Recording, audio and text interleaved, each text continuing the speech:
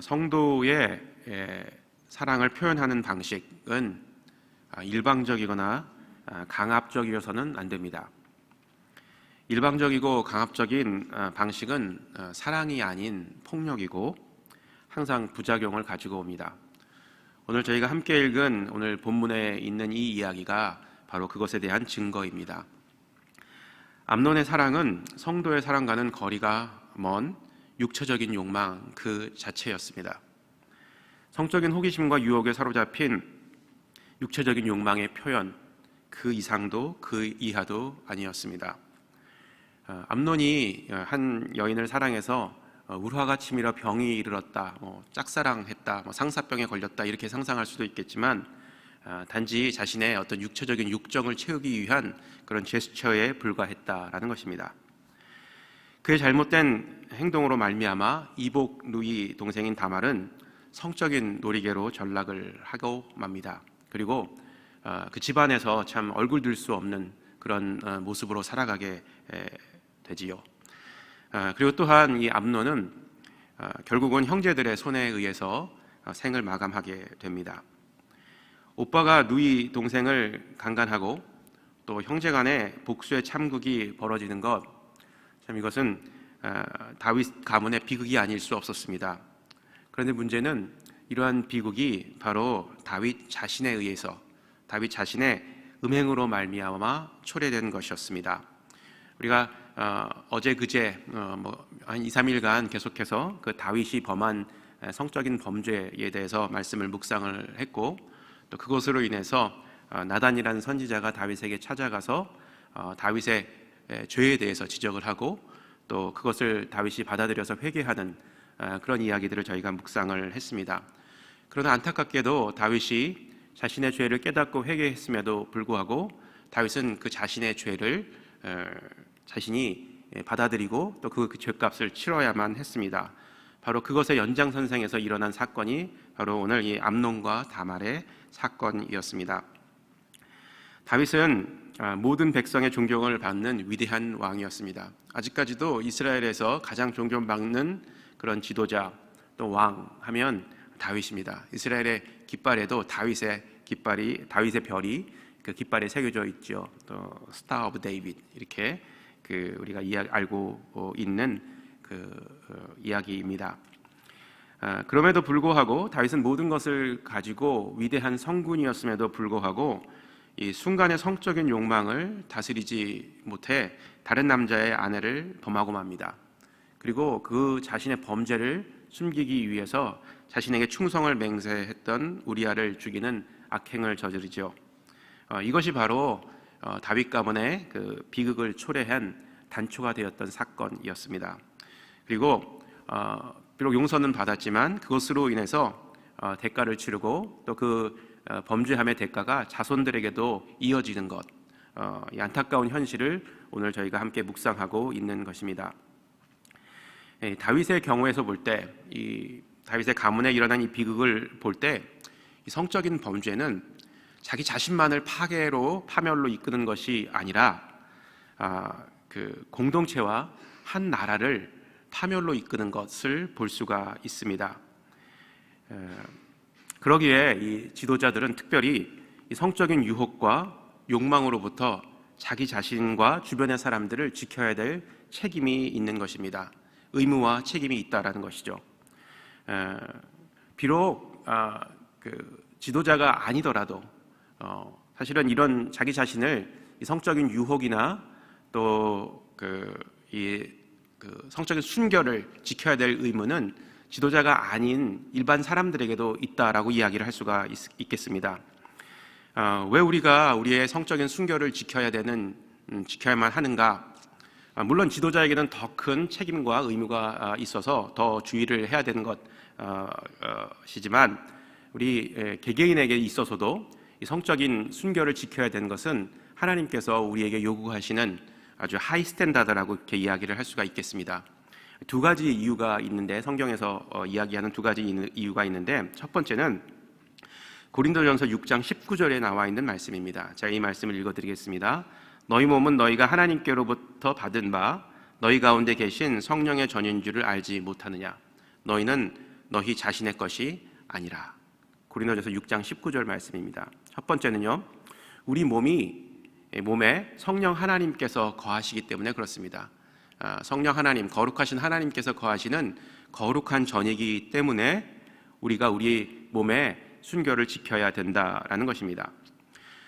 우리가 예수 그리스도를 영접한 순간부터 우리는 세속적인 것과 구별되는 거룩한 존재가 됩니다. 우리가 어떤 거룩한 일을 행했기 때문에 거룩한 존재가 된다는 것은 결코 아닙니다. 우리는 예수 그리스도를 믿고 영접하고 예수 그리스도를 믿음에도 불구하고 계속해서 하나님 앞에 죄를 범하는 그런 삶을 살아갑니다.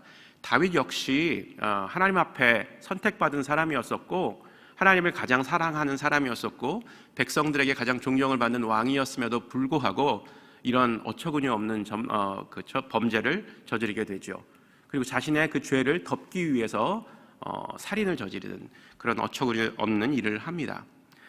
그렇기 때문에 우리가 정말 하나님 앞에 우리의 삶을 드리지 않는다면, 하나님의 말씀 앞에 살아가지 않는다면 우리는 우리 자신이 컨트롤할 수 없는 상황 가운데서 죄를 범하고 말게 된다라는 것입니다. 우리가 결코 거룩한 삶을 살기 때문에 우리가 거룩한 존재가 되는 것은 아닙니다. 성령 하나님께서 우리 안에 거하시기 때문에, 그 거룩하신 하나님께서 우리 안에 거하기 때문에 우리가 거룩한 전이 되었다라는 것입니다. 그리고 하나님께서 우리를 거룩하다 칭의하셨기 때문에 거룩한 존재가 되었다라는 것이죠. 그러므로 예수 그리스도를 영접한 순간부터 우리는 새로운 피조물이 됩니다. 우리 마음대로 우리의 몸을 굴릴 수 없다라는 것입니다. 늘 세상으로부터 구별된 삶을 살아갈 수 있도록 우리가 하나님 앞에 정직하고 성실한 모습으로 살아가는 것, 이것이 우리의 의무이고 책임이다라는 것입니다. 이것은 비단 지도자뿐만이 아니라 우리 모든 사람 각 개개인에게도 반드시 하나님께서 요구하시는 스탠다드입니다. 다시 말씀드리지만 이 성적인 범죄, 이런 어떤 욕망을 극복하지 못하고 일으키는 범죄들은 자기 자신을 파멸로 이끌 뿐만이 아니라 자기 자신이 속해져 있는 가정과 공동체도 파멸로 이끈다는 사실을 잊어서는 안 될 것입니다. 두 번째 이유, 우리가 우리의 몸을 순결하게 지켜야 되는 두 번째 이유는 고린도전서 6장 20절에 나와 있습니다.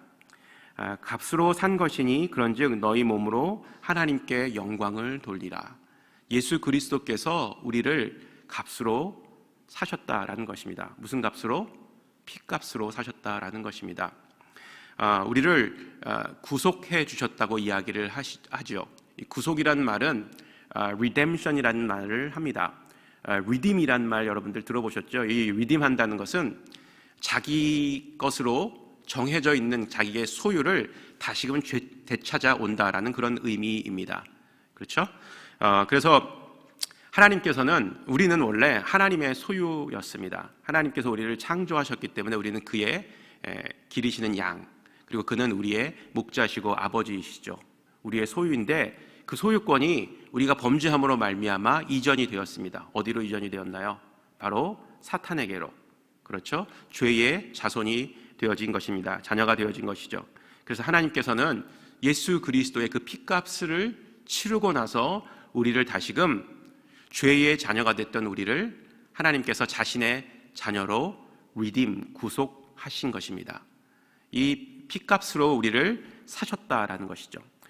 우리가 예수 그리스도의 자녀가 된 것은 오직 믿음으로 예수 그리스도를 나의 구주와 주님으로 영접했습니다. 영접했기 때문에 하나님의 자녀가 된 것입니다. 어떤 우리가 특별한 노력을 하거나 어떤 많은 돈이나 재물을 하나님께 드렸기 때문에 우리가 자녀가 된 것이 결코 아니라는 것입니다. 믿음으로 말미암아, 믿음으로 하나님을 구주와 주님으로 인정함으로 말미암아 하나님의 자녀가 되었다라는 것입니다. 그러나 하나님의 편에서는 우리는 사실은 이렇게 손해 본 것이 없죠. 그러나 하나님 편에 있어서는 엄청난 대가를 치르셨다라는 것입니다. 하나님의 독생하신 그 아들의 피값을 통해서 우리를 사셨다라는 것입니다. 그렇기 때문에 우리는 어떻게 보면 값싼 존재가 아니죠. 그리고 그 비싼 값을 치르고 산 존재들이기 때문에 헐값에 우리 자신을 다시금 죄의 그런 노예로 팔 수가 없다라는 것입니다. 진정한 사랑은 자기 만족을 위해서 상대방의 배려를 무시하고 자기 뜻대로 하는 것이 아닙니다. 다시 말해서 진정한 사랑은 자기 만족을 위한 것이 아니라 상대방을 배려하는 것에서부터 시작된다라는 것입니다. 세상은 사랑을 감각적이고 또 육체적인 욕구로 포장하여서 이렇게 부풀립니다. 그러나 성경에서는 이 사랑을 세상과는 다른 개념으로 표현을 하고 있습니다. 고린도전서 13장 말씀, 우리가 잘 아는 그런 말씀이죠. 4절부터 7절까지 제가 한 구절씩 읽어드리도록 하겠습니다. 사랑은 오래 참고, 사랑은 온유하며, 시기하지 아니하며, 사랑은 자랑하지 아니하며, 교만하지 아니하며, 무례히 행하지 아니하며, 자기의 유익을 구하지 아니하며, 성내지 아니하며, 악한 것을 행하지 아니하며, 불의를 기뻐하지 아니하며, 진리와 함께 기뻐하고, 모든 것을 참으며, 모든 것을 믿으며, 모든 것을 바라며, 모든 것을 견디느니라. 사랑은 결코 감정이 아닙니다. 욕망이 아닙니다. 자기 만족이 아닙니다. 사랑은 헌신이고 인내고 또 배려고 소망하는 것입니다. 이게 모두 다 동사형입니다. 그렇죠? 동사형이란 어떤 의미죠? 내가 행함이 수반이 돼야 된다라는 것입니다. 헌신, 인내, 배려, 이 모든 것들이 나를 위한 것이라기보다는 상대방을 배려하는 데 필요한 우리의 인격과 우리 삶의 덕목들입니다. 그것이 바로 사랑이라는 것이죠. 하나님께서는 자기 자신을 우리에게 내어주셨습니다. 독생자 예수 그리스도 하나님이시죠. 자기 자신, 자기 아들, 어쩌면 자기 자신을 내어주신 것이다 라고 해도 과언이 아닐 것입니다. 그 사랑을 우리들에게 보여주신 것입니다. 물론 사랑에는 육체적이고 감각적인 부분도 포함이 됩니다. 하나님께서 그렇게 만드셨기 때문에 부부가 성관계를 통해서 자손을 이어가는 것이죠. 그런데 이 육체적이고 감각적인 사랑은 딱 한 에리어에서만 허락이 되는 것입니다. 부부 관계에서만 허락된다라는 것이죠.